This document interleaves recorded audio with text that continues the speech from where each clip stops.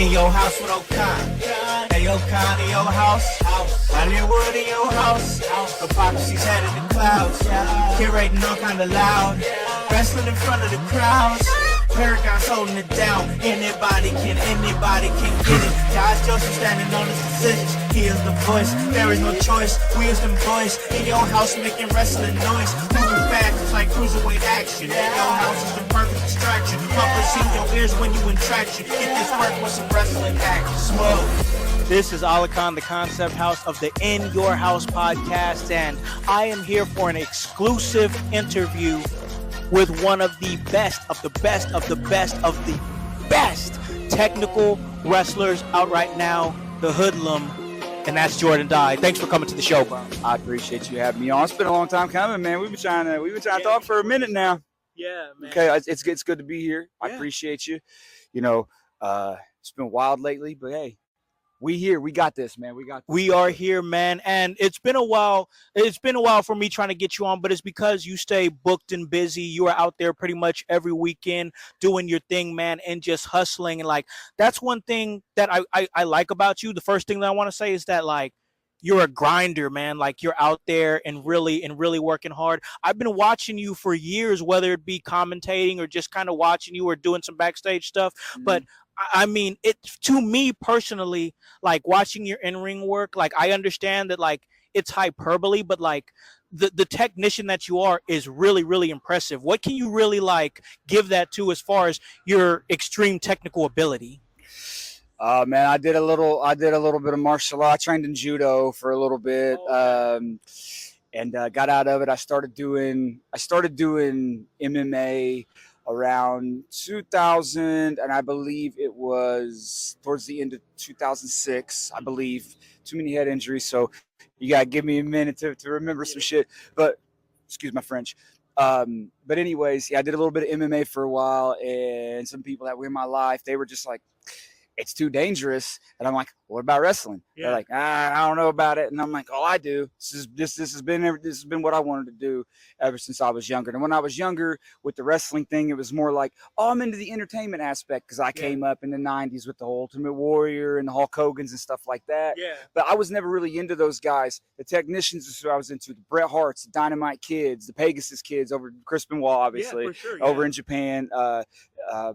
You know, Eddie Guerrero, William Regal, all those technicians. So those were the guys that I'm like, man, I really want to do that, which I'm kind of backtracking here. That's what got me into martial arts is like, okay, I can't do the wrestling thing. I'm more of an efficient fighter and I had fun with it, but really wrestling is where it's at. It's where it is at here, as far as passion wise. So I chose that route. And, you know, ever since, I mean, I can't say I've been tearing it up ever since. I had some rocky roads like we all do, but here lately, the best of the best of the best of the best is not just a quote. Maybe it is the truth. And that's what I see when I see you in the ring, man. So I really like what you said about your background in MMA and how you've really incorporated that into your professional wrestling style. So, like, with that being said, at what point, like, what was your first exposure to wrestling like? Of course, you did the MMA and whatnot, but then what was your exposure to wrestling where it's like, okay, a lot of people watch it and they kind of change the channel if they're not into it. What hooked you in to where you was like, oh my God, this is my thing, you know? Okay. So my grandpops back in, I think it was 91. Yeah, it was 91, SummerSlam 91. He had this old school coinky dink black and white television with the antenna, and he could pick up a lot of pay-per-view channels, right? So he picked up SummerSlam 91, and it was cool. Guys beating each other up. I got to watch Bret Hart and Kurt Hennig, Mr. Perfect. Ooh. And that just, it stuck with me, man. It stuck with me. And since then, I've been a fan. I was more of a fan of WWF at the time, obviously, because that's more aimed towards children and you know, more of the entertainment audience. And I was into that. Well, my granddad, what I didn't know at the time, was a huge Mid-South mark. Really? Huge Mid-South mark. He had, tapes. He pulled out one day. He's like, well, son, you know, I know you like wrestling, so here you go. And man, my eyes were just glued to the television. The Mid-South, NWA, AWA. He just had tapes and tapes. I'm like, holy crap. Yeah. So I sat and I studied. And honestly, that was what I was going to pursue when I turned 18. I was going to go start a school. Unfortunately, around that time, there wasn't a lot of schools around where I was. So that's also why martial arts played a big factor in my, in my involvement, I guess, or my movement, or how do you want to word it? I can't word things proper. I do apologize. But I get you. Yeah. So that's really what turned it on. It was Bret Hart, it was Kurt Hennig, and then my granddad with the tapes. And ever since then, man, I've been watching. I've been glued to the television. Yeah. So So I want to ask you this, man, because we really talked and kind of broke down like your ability in the ring from bell to bell, which is, I mean, once again, your craft, you're great at your craft. Thank you. But what I really want to talk about is the entertainment point that you bring as a character. And I mean, when you're a lot of the technical wrestlers, like they fall wayside when it comes to like promos or entertainment or something. No. When it comes to Jordan Dye, when I'm on my social media and I see that there's a Jordan Dye promo that's dropped from one of the many promotions that you work for in the area, I'm like, oh, well, let me see what this guy, because like you're a well-known asshole, and like everything, like you make it entertaining. So like, what can you really like attest that to, as far as, of course, your in-ring ability being great, but also being just like a really great entertainer? I mean, a lot of guys, if we're being real, if we're gonna shoot the stuff here, to shoot the shit, you could say it, here. A lot of guys like to portray being that asshole or that bad guy, or they just want to portray this, to have this over the top gimmick, because obviously entertainment sells, right? Am I right? Yeah. Okay, so with me, it's just like, what can I find? What can I find that suits me? I tried all kinds of stuff. I mean, I even went from a name change. A lot of the guys that knew me from back then, I started in Ohio. That's where I was trained, right? Yeah. So I was trained under Robert Stedham, and I was trained under Steve Collins. Both those dudes took time with me. It took me about a year. I went on the road with them. I traveled. I learned a lot, but I didn't really understand how to put a gimmick together. Okay. Yeah. So I juggled through so many, and pandemic hit. I was at like 5 different gimmicks. I'm like, man, what the hell do I do? What do I do here? So I changed the name. Used to be Wade Castle. I remember that. Yes. I changed the name up a little bit, and started like during the pandemic. I started training hard. Yeah. I started hitting the ring. I started filling myself out a little bit more. I was like, man, this technical stuff is really working out for me.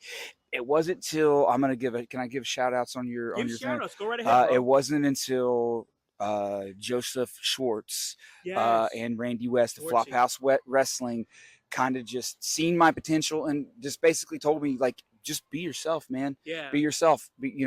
And they gave me that shot on the first Flophouse Private Stash episode they did, which is on IWTV right now. Can I give them a shout? Is that cool? Go right ahead. Okay, cool. So it's on IWTV. This is back in 2020, and I had a great match with Mikey Montgomery. He's an Ohio cat, very talented, and man, like, that match just, I mean, we had a standing ovation. Everybody was like, oh my God, that is the match. And since then, this is your work now.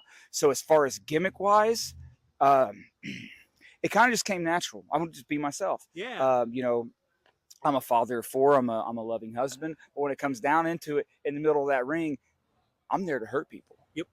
These people are paying tickets just to be here regardless, right? I mean, they're coming seeing them. Why not give them a show? Why not introduce them to the asshole that is Jordan Dye? Why not introduce them into the technical genius that is Jordan Dye? And also, I mean, outside the ring, I'm kind of the same. I do have a little bit of cockiness, and I do have a little bit of an ego, and I wear it well in there, and they see it, and they hate it, and I love it. Hate me more. Yeah. What would Ice Cube say?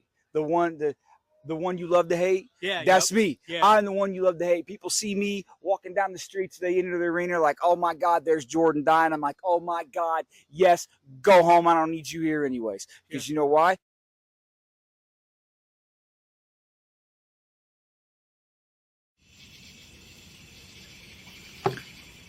ANIS. Anus. Bam. 800 points. That's game. It's not how you spell anus. I went to Ivy Tech for 2.5 years, bro. I can spell anus. You know what? I know an expert in this field. I think I know who you're talking about.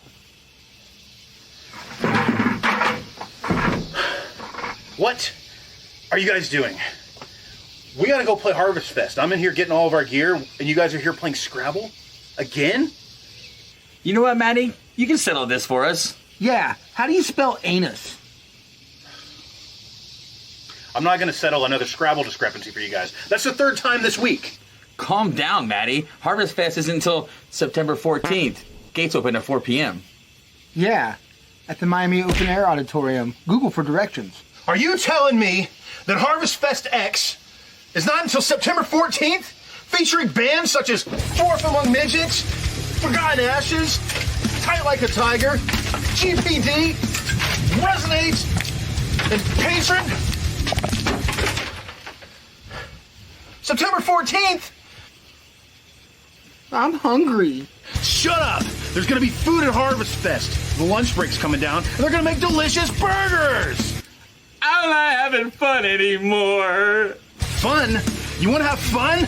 Well, I got a doozy for you, because the Kokomo Press is coming out, and they're gonna have stand-up comedians. We're talking Sean D., Pierce Clott, Michael Howard, Greg Lindberg, Alexa Eden, Davey Moomaw, Jordan Granger, Jacob Harder, Brian Allen West, and Dan Alton. Say it, don't spray it. Maddie! Bro. Since you put it that way, bro. You know, you're right. You guys... I'm sorry, guys. I shouldn't have blown off the handle like that. Here's how you spell anus. A-N-U-S. Just think about it like I do. The way I remember it, it's an United States, right? So, anyways, I'll see you guys September 14th at Harvest Fest X at the Miami Open Air Auditorium. Google for directions. Bring a tent. I don't get it. In United States.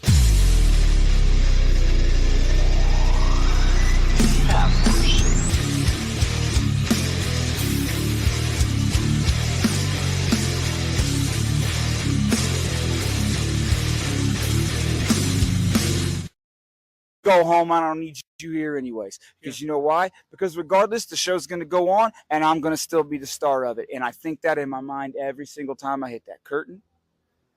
Yeah. And that just sets in my mind. So that's the gimmick. The gimmick is me. I'm just a raunchy, roughneck, egotistical technician that will out wrestle anybody in any locker room on any given day. And that's just me. And if you don't understand that, then I mean, I really don't know what else to say. That's the best I could break it down, you know? Yeah. So, for sure. So, just picture Roddy Piper and William Regal had themselves a baby. You know, I like that. I like that because, like, your character very much is giving, like, Roddy Piper, but also it reminds me of, like, early 2000s Chris Benoit, 2011 CM Punk. Like, I don't ever like to put a comp on a wrestler or anything like that because I feel like Jordan Dye is Jordan Dye, but like that's the vibes that I get when I see you. It's very much the technical centric asshole that's feeling himself, knows who he is, and it's you turned up times 100, which is the best version of yourself that you can be, in my opinion. Absolutely. Like, there's like, you can, I mean, it's okay to add influences in, you know what I mean? I mean, I have plenty of influences. I mentioned William Regal and Roddy Piper. Obviously, I loved Rowdy's promos, whether he was a heel, which he was the 90% of his career, but any promo Rowdy was a part of, my eyes were glued to that television. And the in-ring work was great too, as that. But like I said earlier, I was more into the technicians, the Regals, the Bret Harts, the Chris Benoits, the Jerichos. Dean Malenko was always a good one. I love Dean Malenko. Yeah, he's great. And I also like the high flyers too. But like, man, like Fit Finlay. Yeah. I love Fit Finlay. There was always something with Fit Finlay that just like, man, he really was that Belfast brawler. Like, he really just go in there and beat the hell out of you. And that's what I also like to perceive too. I'm going to stretch you a little bit, but I'm also going to knock you stupid as I'm doing it. You know, so I love it. Yeah, I love it. So, man, when I came on the scene around like 2021 as a manager, I actually got a chance to manage Sam Knight, and he was in a match against you, and that was at AWR, and that was really the first time that we really got a chance to meet. I had known about you for a long time before that, man, and I was like, man, I finally get a chance to work with this guy, because once again, I'd been following you for quite a while. Right. But let me ask you this, man. As somebody who's a technical wrestler, obviously, like, you have many moves in your arsenal. Right. Is there any moves that are like special to you, like that you're like, oh, I really want to try to get this in tonight? It's something that you try to get in on a regular basis. Yeah, I have a which I actually pulled it from Lance Storm, another great technician. Fantastic. A roll through half crab he would do, but I just do the Boston crab. I love the sharpshooter. I try to get that in whenever I can. Whenever I see the opportunity to go ahead and hook it, I hook it. The crossface, obviously, For sure. that was actually one of my finisher maneuvers. That actually won me a couple titles, believe it or not. Yeah, I've come up with a few submissions of my own. It's like I came up with one. It's a modified regal stretch. Ooh. I don't have a name for it. I'll get back with you on that. It's basically a modified regal stretch. And then I have a modified, I don't know if a lot of your listeners are MMA enthusiasts and stuff, watch, yes. but there's a move called the banana split. Okay. Actually, Matt Riddle kind of made it famous on the wrestling scene. Yeah. The little twister boy he does. Yep. But mine is a modified. I grapevine. I pull him into me. I latch the arm. I hook the arm behind my shoulders. I pin it down, and then I cross face him. Yeah. It stretches him every which way you could possibly think of. So that one, listen, if I put that on anybody, they're not moving. Wraps. It is a wrap. Yeah. Yeah. So I also like to use what I like to call is a final cut or the eye of the hurricane. Yeah. I also like to use a move similar to that. I lift them a little high and then I throw the elbow and crash down on them. I got plenty of moves in my arsenal, but the one that will put them down is, I'd probably say, what did I call it? I called it something the other day, and the missus kind of laughed at me. We'll just call it the die clutch. It's the grapevine boy that I was explaining. But you ain't moving from that bad boy. That one, you were done. Yeah. So yeah. Man, I'm really enjoying this. I hope you guys out there in the household are enjoying this conversation with Jordan Dye. I still got a couple more questions here. I want to ask you this. So once again, you've been around the scene for a while, and 10 years, Yeah. Man, wow. And you seem really young too. I'm older than all get out, brother. Really, Yeah. you look young, man. I appreciate that. It's that fountain of youth I drank from. I drank from the same water Ric Flair drank from. I hear that. But here's my question, man. So, like, in your 10-year career, is there any moments that are like super special to you that you think about maybe every day, every other day, something that just like pops in your mind and just like gets that dopamine kicking, man? Any moments from your 10-year career? Yeah. So Sage Phillips, are you familiar with Sage? Absolutely. Great technician. He's great. Love the dude to death. Me and him have had a great rivalry over the past couple years. We've been killing it, mainly in the Summit Pro. Summit Pro, yeah, over in the Greenfield area, yes, but also, like, I mean, just a lot of other places too. That really sets deep in my mind. I had at one point in time, I was the longest reigning United States champion for New Era Wrestling out of Shelbyville. Yeah, Ohio. Shelbyville, yes. I had some really good barn burners with that. With those defenses, one that really sticks to mind was Sage. Me and him had a great one too, but me and Braden Lee had a few good matches. They were great. They were tremendous. Winning the Flophouse title, that was huge. I remember. Yes, that was really that was a really big career. I actually pinned Hoodfoot to win that. So yeah, love Hoodfoot. Great worker. I had a good match with him. So there's really, like, I base everything. Not, you should base them on moments. I get it, but there's a lot of stuff that I've done that I can say I am happy about, but I'm more happy about things that I've done in the middle of that ring. You know, man, there's a lot. There's so many defining moments. Me and Brandon Prophet. You guys had a really cool storyline where you had like a bounty on his head, I believe. Yeah, I put the old $2,500 bounty on his head. Anybody wants to pick it up, hey, that's fine by me. You take this dude out, you get this $2,500. Not one person could take him out. I even beat his son up. I beat his stupid son to a blithering pulp, and he still, this dude still would not back down. Oh my God! So it was so good. We ended in a dog collar match, which is a great match. I was here for that one. Was you here for that one? Okay, yeah. Great match. You know, I've had so many matches over the past 2 to 3 years. Ever since I can't kick back up after the pandemic, that I've been like I just been going. I've had so many Yeah. great matches. I can't say, oh, this match was bad. I've had great moments, great matches. I've had fun.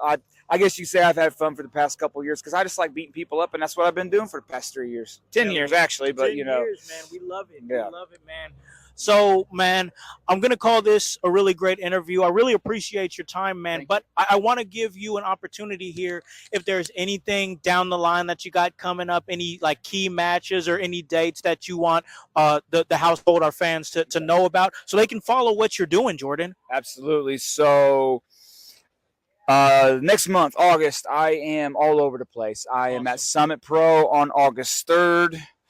I think actually I might got that date mixed up. It might be August 4th. August 3rd or 4th. I apologize. Not really good with dates. Summit Pro, August 3rd or 4th. And then I am at New Era Wrestling where I will compete in the Bob Oxley tournament. Ooh, and that'll the be good. winner gets the All-American Championship, which is going to be me, obviously. So I'm looking forward to winning that one. Yes, thank you. This guy right here. And then I'm at AVW the day after on August 18th. It is in Oakwood, Illinois. And I really don't know who my opponent's going to be. It really doesn't matter because they're not the best of the best of the best of the best of the best of the best of the best of the best.